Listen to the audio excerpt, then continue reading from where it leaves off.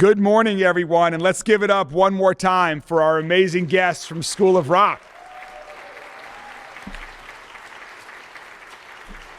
I heard them playing, but I'm not sure if they were properly introduced before we're kicking it off with the remarks here, but I wanted to just make sure everyone knew that School of Rock is a local family-owned music school that's part of an international network of schools that teach guitar, drums, bass, vocals, keys, and brass instruments.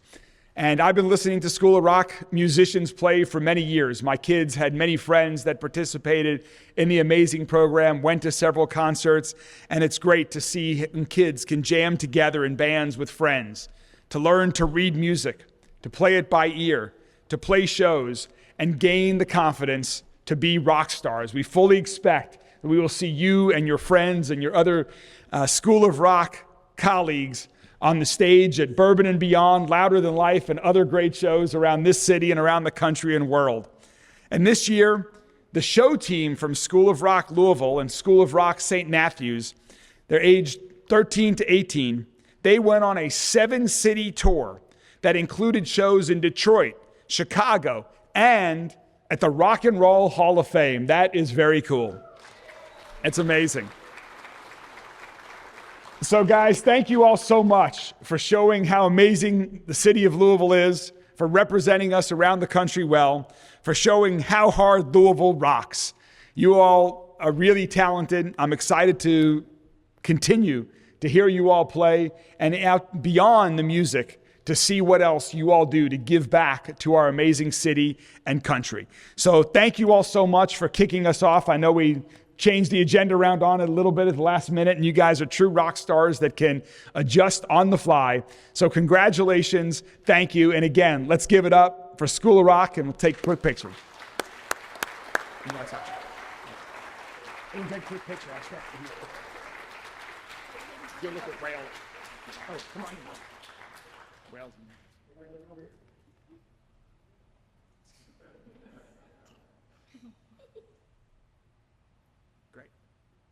Congratulations, guys. That was awesome. Thanks, guys. Oh, so you take a picture? I'm sorry. Go look that way, too.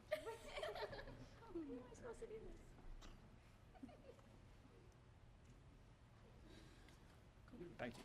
Oh, thank you so much. School of Rock shirt. Thank you. That's awesome. Did you all like Detroit? Yes, it was very fun. Very cool. It was so fun. That must have been awesome. Congratulations, guys. Thank you. Thank you all so much. Thank you Thanks for having being us. Flexible. Thank you, guys. Thank you. Thanks. School of Rock, everybody.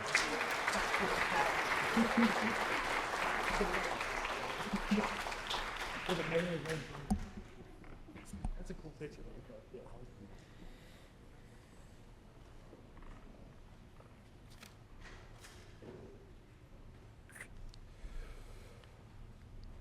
Okay, we are operating in real time, but with everything, with the fast-paced world that we live in. Thank you to School of Rock for changing around the agenda with us as well. I'm going to, just to give the media a little heads up as to what to expect over the rest for the duration of this press conference here today. I'm going to give a couple of remarks about what happened last evening in our city. We're then going to call up Pastor Joyner and the others here that are here to celebrate really amazing investments that our city is making in infrastructure around the city, downtown, as part of the Reimagine 9th Street. We'll then take questions on that specifically, and then I will go into a final portion of my comments. We'll deal with a federal matter that we'll talk about at the end here, and then at the conclusion, I'm happy to talk about to answer questions from the media about that or any other topic. So we're going to just move things around a little bit like that. First, before we get to why we're here at this amazing church and what we wanted to celebrate and talk about today, I did want to reference what happened last night in our city with the sentencing of a former police officer. That prison sentence is more than what the federal prosecutors had recommended. And it will certainly not bring Breonna Taylor back or erase the pain that her family still feels to this day and that it has endured over the years. However, it was an important step forward. Louisville is making real progress. real progress improving public safety and accountability and transparency in our police department. That work of building trust, ensuring safety, and delivering lasting change continues. I remain fully committed to moving our city forward, together. Thank you. Pastor Joyner, if you and other colleagues can join me up here right now, I want to explain why we are here at the beautiful Zion Baptist Church. Next month, Zion Baptist Church is going to be celebrating 147 years as a church. That's pretty amazing for any organization to live and thrive for that long. And Pastor Joyner, I know much of that has been under your leadership. Thank you for hosting us here today. I've had numerous chances to get to know members of the congregation here. I've come out to see when we need to help at Public Works, help on the corner here because there are issues that they've dealt with cars that have run into the front of their church, and to make it safer for cars and for pedestrians alike. And so we're going to touch on some of that in a minute here, but I want to thank Reverend Joyner and all of his colleagues for hosting us this morning. The people of this congregation, of this neighborhood, of our city, deserve to be safe and feel safe. And that's why at Metro Government, we're working so hard to create a safer city through collaboration, innovation, and reform. And we're making amazing progress on that front. One of the ways that we're protecting our communities is by improving our public infrastructure. This means keeping up with the basic maintenance of paving and filling potholes on streets, sidewalks, and alleys, converting one-way streets to safer two-way streets, and to build roads that are more protective of drivers, bicyclists, pedestrians, and retailers alike. You can see that work happening already in parts of our city. We want to create neighborhoods that people stop in and don't just speed through. And the new budget that we passed with the support of Councilwoman Purvis, Councilman Herndon, and their colleagues on Metro Council helps us keep that progress moving. It keeps that progress moving forward through the Department of Transportation and some of their initiatives by hiring more project managers, eliminating red tape, and using funds that are already available for meaningful infrastructure projects. One of the best examples of that is the Reimagining 9th Street project. We are transforming what is literally a highway in the middle of our city that has divided our city and cut it in half for far too long.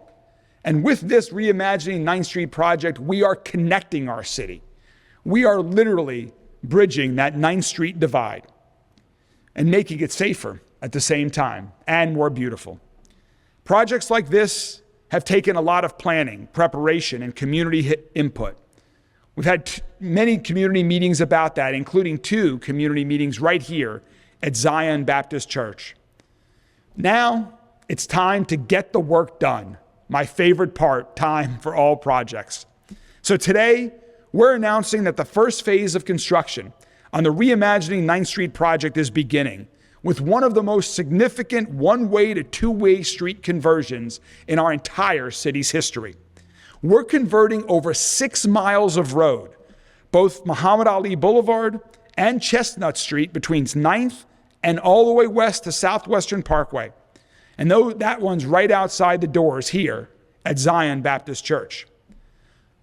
All these areas are currently on Louisville's high injury road network, roads that see a disproportionate number of deadly and serious injury crashes. And that's why we're doing this.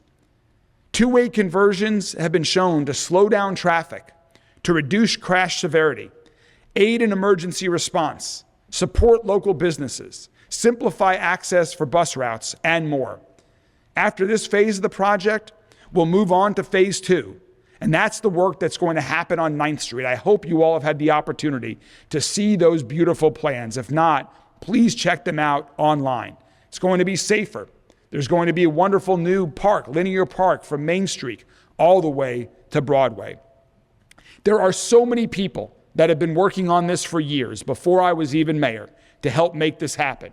I want to thank all of my colleagues on Louisville Metro Government, the Department of Transportation, Economic Development, Office of Planning, Public Works, HDR, which is the lead consultant, Mac Construction, the contractor, AECom and John Callahan serving as the owner's rep for Louisville Metro Government, Gell Architects, who established the original vision for reimagining 9th Street, the United States Department of Transportation, which awarded our city a very important federal grant that is helping make this happen, Governor Beshear and the Kentucky Transportation Cabinet, who matched this project with $500,000, One West, Russell, A Place of Promise, Louisville Central Community Center, Louisville Downtown Partnerships, all of whom have been strong supporters of this incredibly important project.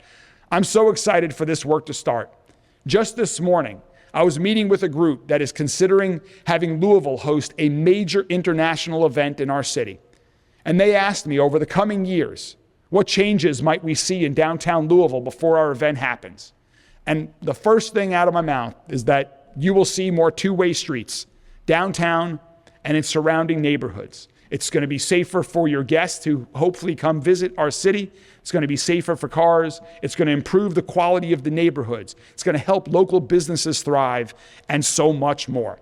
I'm really excited about this project. It's a giant step forward for our city, and I'm proud that the work is getting started. So please join me in welcoming our host today, someone who has hosted community meetings that have led us to this point, who is a leader far outside these church walls in our entire community. Please join me in welcoming Reverend Joyner.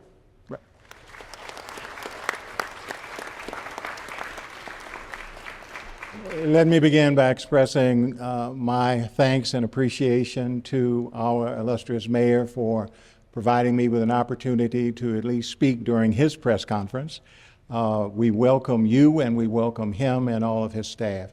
Let me begin by saying that I and the membership here at Zion Baptist Church Incorporated fully support the initiatives of our mayor.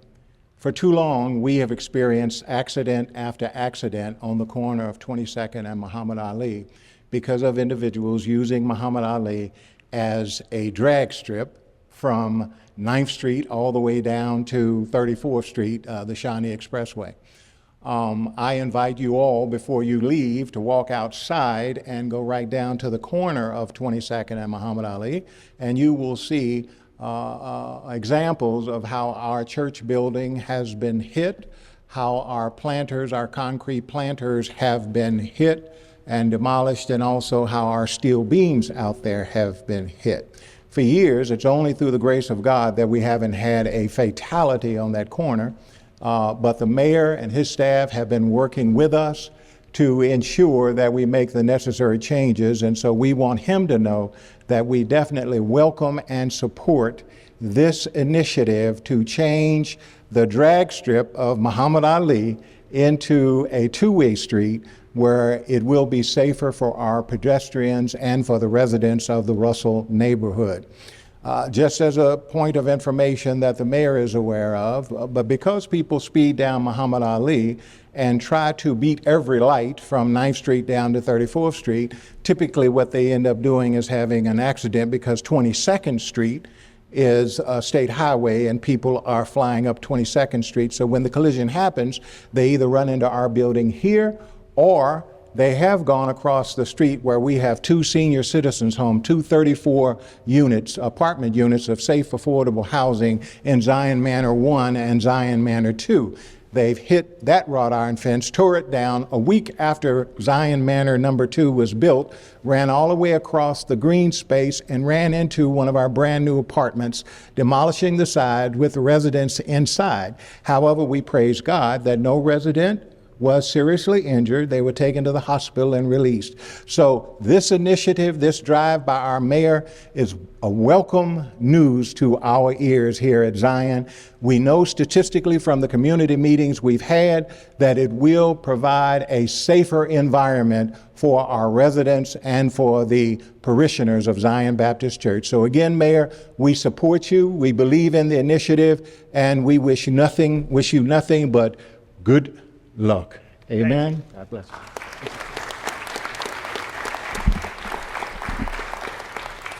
Thank you so much, Pastor Joyner. It's a much more people than me. There are many to thank, as I mentioned. Also want to thank all of the residents of the Russell neighborhood, who I believe we can fact check here with the mayor of Russell, Miss Jackie Floyd, who's here, but I know that they spoke up a long time ago, looking for safety for their neighborhood in so many different ways, and one of the ways is to make these roads safer. And so thank you to the mayor, to the members of the Russell neighborhood for speaking up, for speaking out, for joining and providing input. We are thrilled that this vision is coming to life. I also, we are joined here, I don't know if you guys are hiding or not, but come on up. We've got also two members of Metro Council who I mentioned, who we're in one of their districts, we're joining another district. But what's going on in the Russell neighborhood to our west and to our east and downtown, there is a ton of action going on right here. Some is infrastructure improvement like this. There's a lot of investments in our new parks. If you go west from here, this new budget helped continue to fund the Shawnee Outdoor Learning Center. There's lots of investment in downtown just to our east. And so I wanted you to hear from two great supporters of the Russell neighborhood, of infrastructure projects like this, of our parks, and so much more in our city. Let me first introduce you to Councilwoman Donna Purvis, and then you will hear from Councilman Ken Herndon right after Councilwoman Purvis. Councilwoman?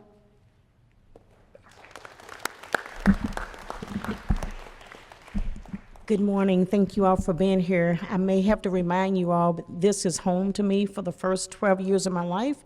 I grew up one block away from here, and I have to admit I was the biggest tomboy ever. So I played football right over here on the parking lot where I parked at today. I am glad to see this change come along. It is symbolic to me to know that we will be going in both directions to make sure that we bring change about in this community. So not only will it provide safety, but it will send a message to people that we're no longer only going east, we're going west also.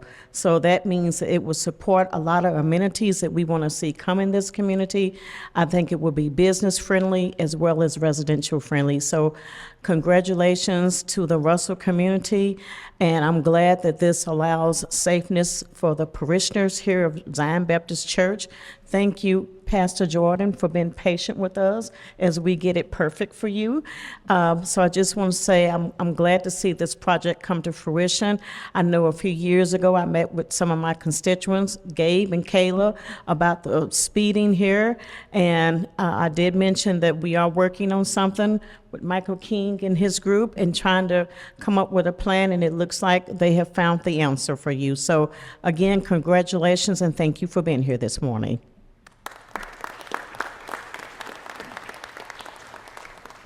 I actually came here today as Donna's plus one and not dressed or prepared to speak. But since the mayor did introduce the mayor of Russell, Jackie Floyd, just want to let you know that she is also part of my office staff, as is Ms. Taylor Bass right over there. And I share Russell with Donna, and we're so happy to see this project take place. We need more two-way streets everywhere to make all of our streets safer, and we will continue to support those efforts in other parts of our downtown and in the Russell neighborhood. Thank you so much.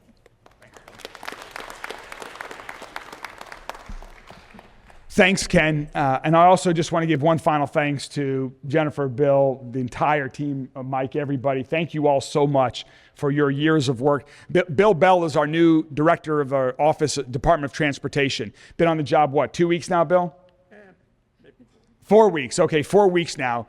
Let's just say his to-do list is very long. He knew that coming in. We're very excited to have him as he and the entire team at the Department of Transportation and Public Works makes a lot of these plans a reality over the coming months and years. So again, thank you to all of you guys so much, and we are so excited for this project for happening. And Reverend Joyner, thank you so much for hosting us here this morning. Thank you, guys. We're good. And before we get on to the final portion of our press conference, are there any questions about this specific project for myself, for Pastor Joyner, for council people, for others that are with us here today? Where exactly is it starting and where is it date? Which one do you want to answer that? Yeah, Mike, okay. Good afternoon. Mike King with Louisville Metro's Department of Transportation. The question is around the schedule of when it will start and when it will wrap up. We are actually beginning to mobilize equipment to start construction here in the next couple of weeks. You won't really feel the construction until later this year. A lot of it's kind of the surveying and things like that that'll happen, but we do anticipate wrapping up by June of next year. So the question was the span of where it's going. So it's going from 9th Street all the way west. We'll probably start on the west side and then move inward.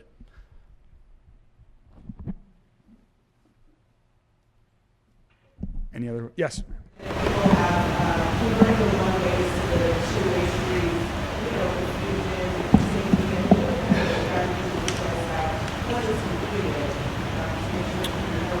Yeah, the question was about once it's completed, how do you avoid confusion and protect safety once you've converted a one-way street to a two-way street?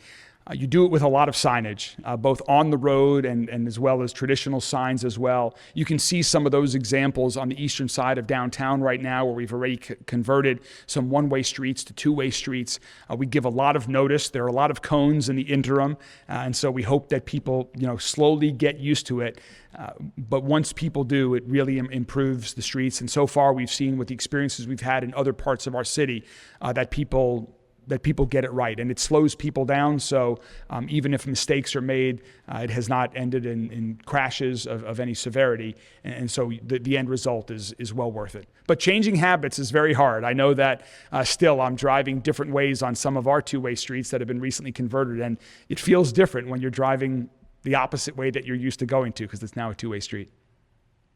I have a question for either you or for Donna. Reimagining a neighborhood is about a lot more than the streets. It's about investments in the community, housing, different places to buy food. I just wonder if you want to talk about those additional efforts as well. Sure. The question was about more than just infrastructure for revitalizing a neighborhood, and that's what we're working to do. The infrastructure is critically important for public safety, whether it's drivers or pedestrians, just for an overall feeling of safety. But we're working on much more than that. We're investing heavily in parks. We're investing heavily in housing in and around this neighborhood. We are working to bring more businesses to all of West Louisville right now. And so those are some of the initiatives that we're working on. Councilwoman Purvis, did you want to add anything else? I agree with everything that the mayor said. That's not usual. Any other questions from members of the media? All right, well, thank you all very much. We're going to stick to the media for right now. I'll talk to you guys after the press conference. I'm happy to talk to members in the crowd as well. Thank you guys very much. Please, if the media will stick around, we've got one more topic to cover as well. Thank you all very much.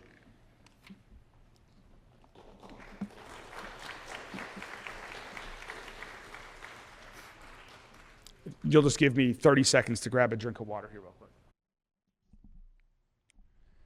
Good morning.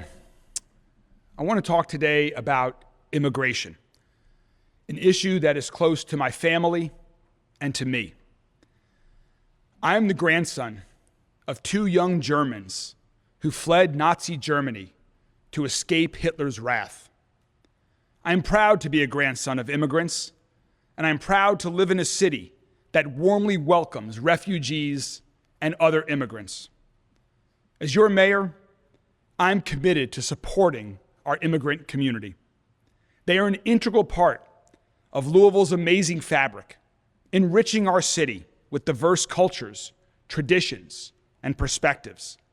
They are our neighbors, classmates of our children, entrepreneurs, work colleagues, and our friends.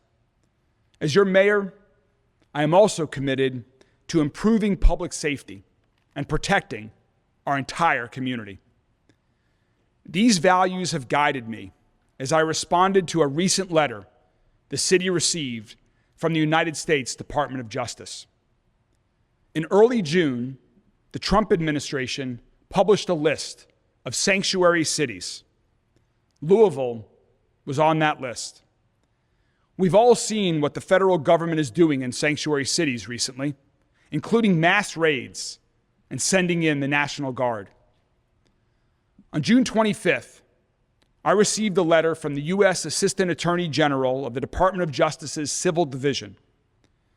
The letter stated that the Trump administration deemed Louisville to be a sanctuary city because we are in violation of federal law for not holding inmates in custody at our jail for up to 48 hours on what are called immigration detainers.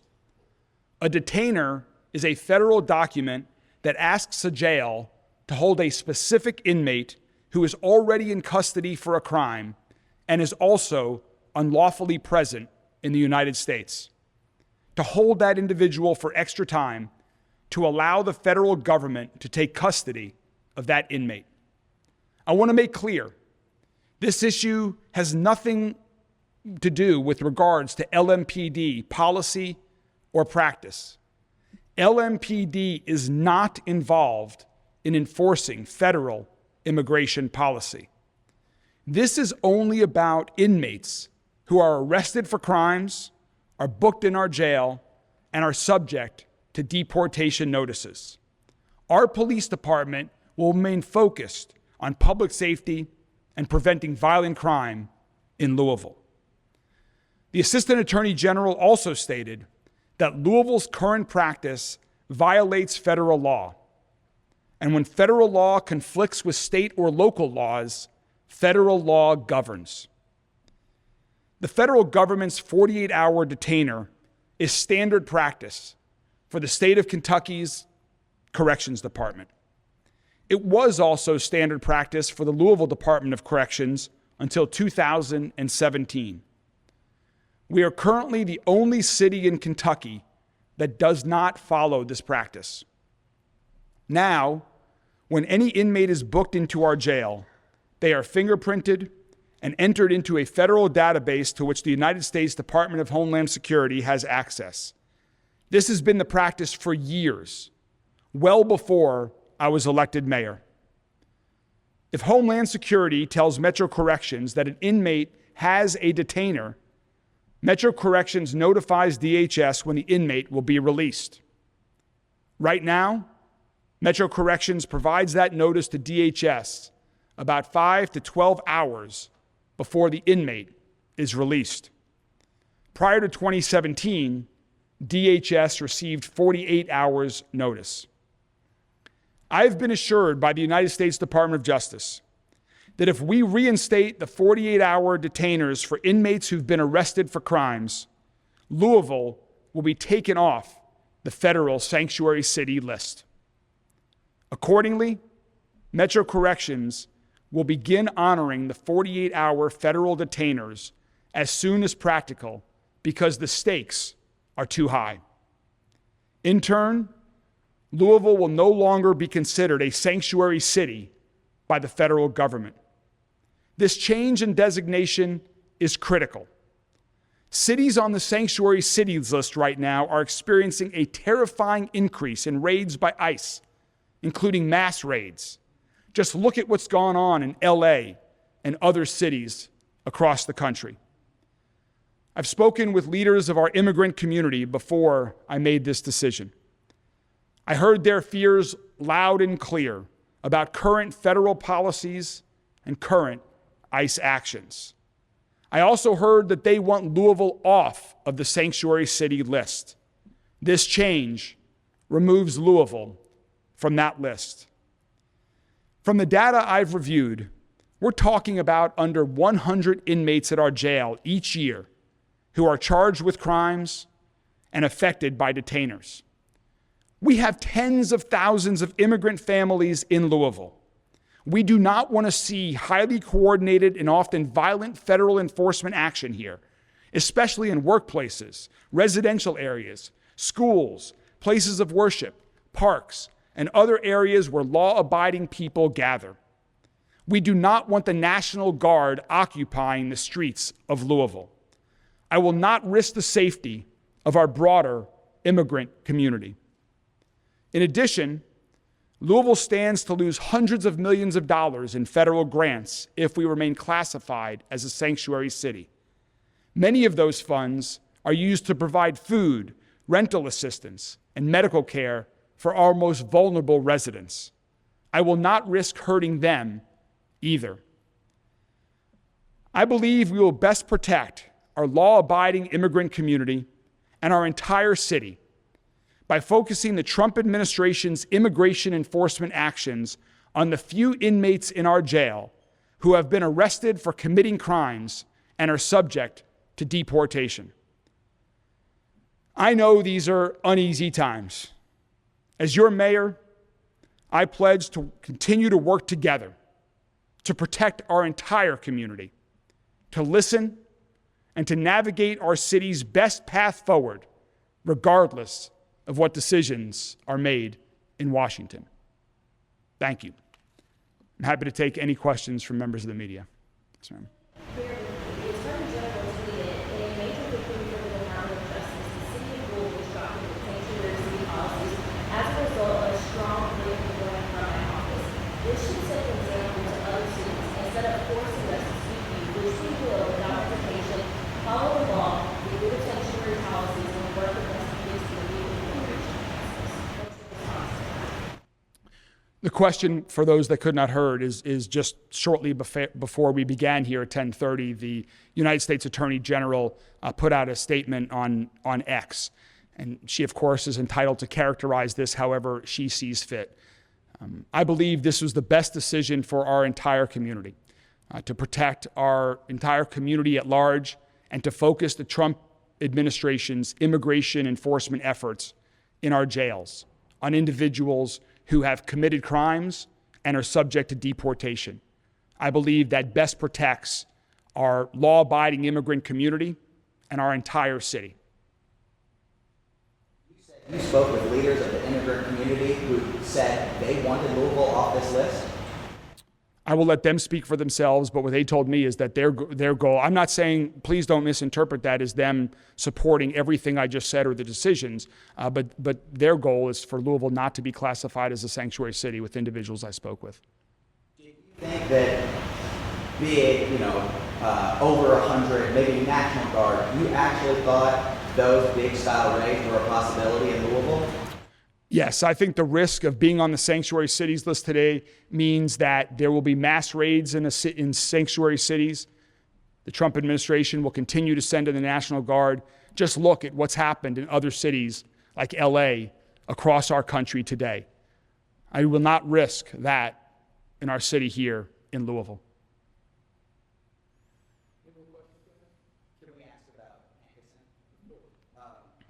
Can you say your thoughts on LMPD's response outside the courthouse yesterday, and if you have anything to say on the incident with the Louisville water truck? So the question was about LMPD's response yesterday outside the courthouse.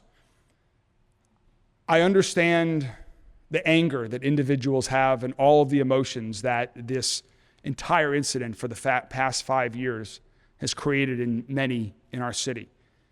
I also firmly respect the right of individuals to protest. But when protesters cross the line and begin to endanger people or to damage property, that's when law enforcement has to step in. And that's what happened outside the courthouse yesterday.